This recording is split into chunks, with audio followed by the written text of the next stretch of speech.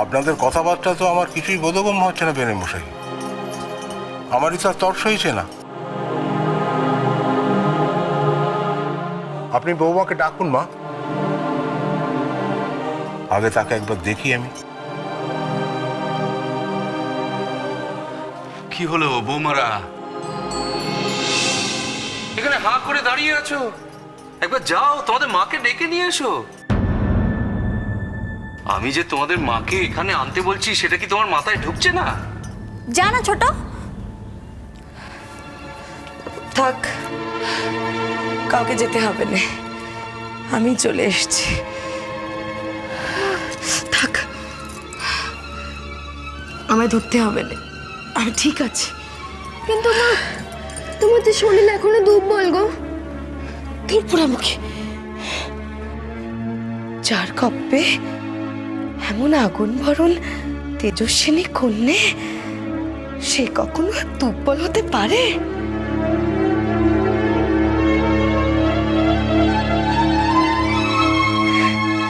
তার তেজ যে আমার সারা শরীরে বইছিল।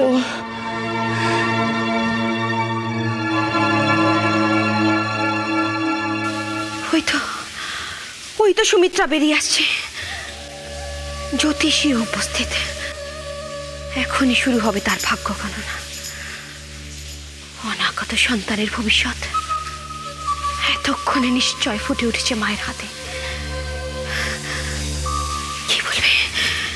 কি বলবে জ্যোতিষী? পদ্মাবতী কি পেরেছে যমরাজকে রাজি করাতে? সে কি পেরেছে বেহুলার ভবিতব্য নতুন করে নিজের হাতে লিখে আসতে? কি হয়েছে, কি হয়েছে পদ্মা? তুমি কি রাজি করাতে পেরেছো যমরাজকে? চুপ করে থেকো না, বলো পদ্মা, যমরাজ কি তোমার প্রস্তাবে রাজি হয়েছেন? মায়া মুকুর থাকতে তুমি আমাকে কেন জিজ্ঞেস করছো দিদি? দেখো, নিজেই দেখো না, তাহলেই তোমার সমস্ত প্রশ্নের উত্তর তুমি পেয়ে যাবে। দেখো দিদি, দেখো গণৎকার কি বলছে, দেখো।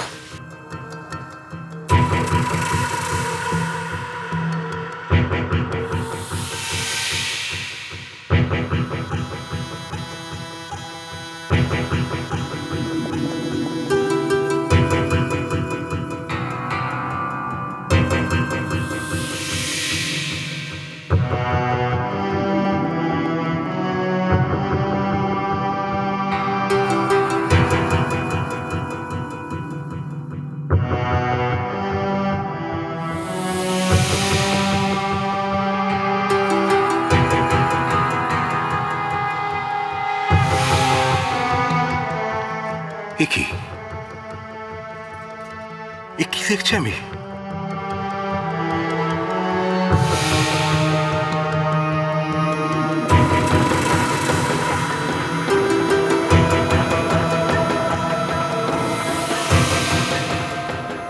আমার তো নিজের চোখেই বিশ্বাস হচ্ছে না। কি কি দেখছেন ঠাকুর মশাই? কি খুব খারাপ কিছু?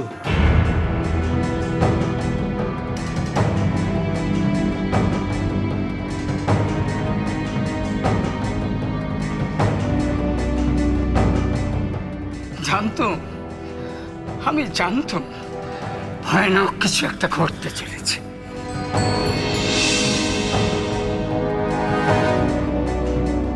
বৌমার গর্ভবতী হওয়ার পর যা কিছু ঘটেছে সবই ভয়ঙ্কর, অকল্যাণকর ইঙ্গিত দিচ্ছে।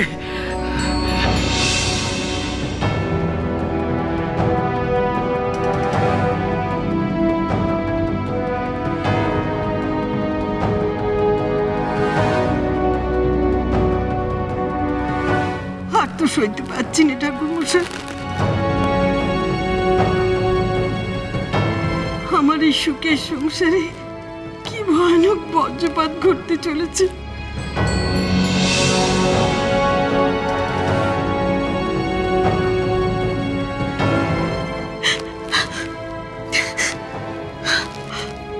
কাটে তো মাথা পেতেই রেখেছি।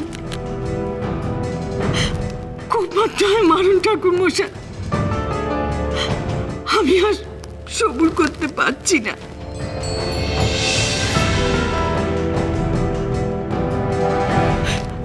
বুকে পাথর চাপা দিয়ে আমি সব শুনবো ঠাকুর মশাই। আপনি বলুন, আপনি বলুন ঠাকুর মশাই। না,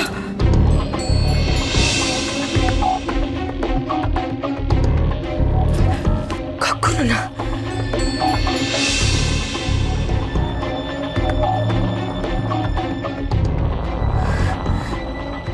আমার ঘরে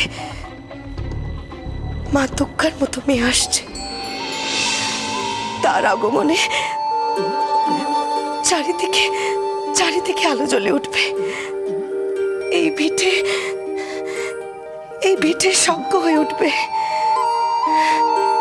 এমন মেয়ে আসছে, সতী সাধ্যি দেবী।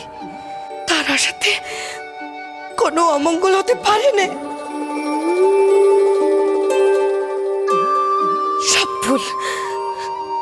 সব ভুল ঠাকুর মশাই যা বলছেন সব ভুল। আমি আর কোনোদিন কারোর কাছে হাত দেখাবো না, কারোর কাছে না। হলো তোরা যা দেখে যা, কি হলো?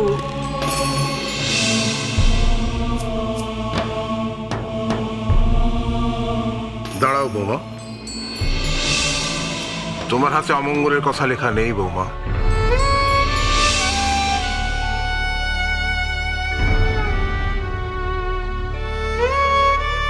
যা আছে তা আশ্চর্য, অসম্ভব।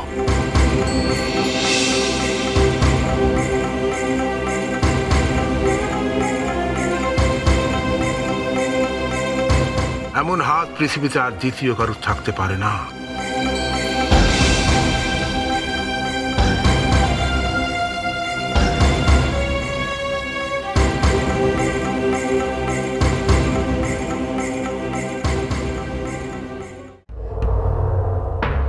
আশ্চর্য, অসম্ভব, এ আপনি কি বলছেন ঠাকুর মশাই? আমি মুখ্য মেয়ে মানুষ, আমিও তো সত্য সত্য কথা বুঝি না। আপনি আমাকে একটু সরল করে বুঝিয়ে দিন। সত্যি কথা বলতে কি, আমি যে কিছু ভালো বুঝতে পারছি তা নয়।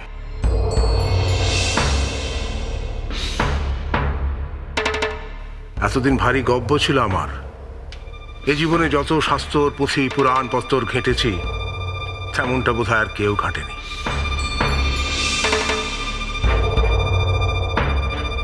কিন্তু আজ বৌমার হাতে যা দেখলুম, তেমন তো কোনো শাস্ত্র, পুঁথি, পুরাণ পত্তরে লেখেনি। এমন আশ্চর্য ঘটনার তুলনা পৃথিবীতে আর নেই।